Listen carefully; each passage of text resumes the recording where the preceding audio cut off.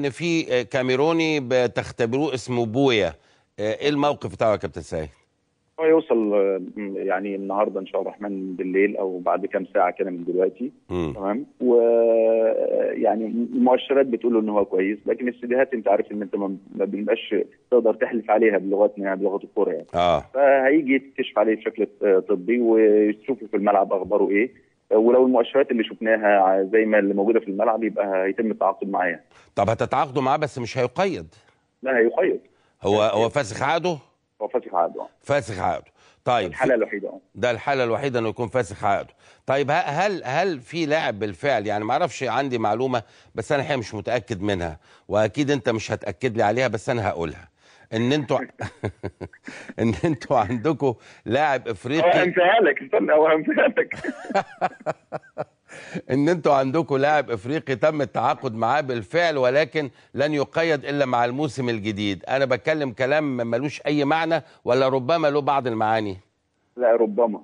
طب كويس. شفت بقى؟ لا هي الفكره باختصار شديد، يمكن احنا يعني خلينا نقتنع ان 3 افارقه او 3 اجانب يا كابتن مدحت دول ربع الفريق. نعم. لما يبقى عندك 3 اجانب على مستوى عالي جدا، تمام، اعتقد انها بتبقى اضافه قويه. فجاري البحث في الوقت الحالي، وجاري الاتفاق مع بعض اللعيبه يعني. تمام.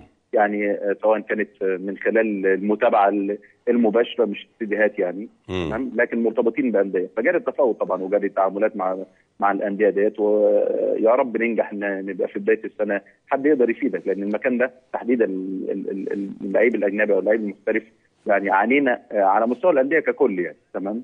يبقى في حد ممكن يعمل لك اضافه بشكل كبير، وده المطلوب يعني. فان شاء الله الرحمن على اول السنه كده ننجح ان احنا بعض الناس اللي حاطين عينينا عليهم ان شاء الله الرحمن يكونوا اضافه لينا. طب وربما تبقى جنسيته ايه بس يا كابتن سيد؟ لا ربما بقى اسال في اي عمود حضرتك.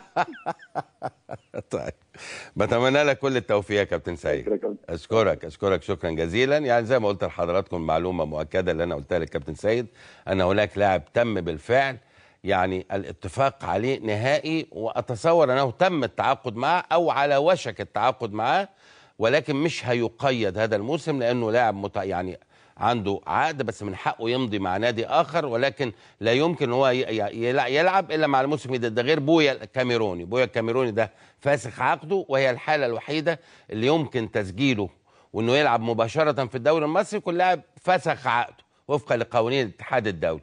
فده زي ما قال الكابتن سيد هيوصل النهارده ويبتدوا يشوفوه بكره ويكشفوا طبي عليه، والكلام ده كله خارج السيديهات اللي بتبقى متجمعه للاعبين. اذا كان خامه طيبه هيخش هو مهاجم مع عماد متعب ومع احمد عبد الظاهر ومع سيد حمدي ومع المجموعه دي.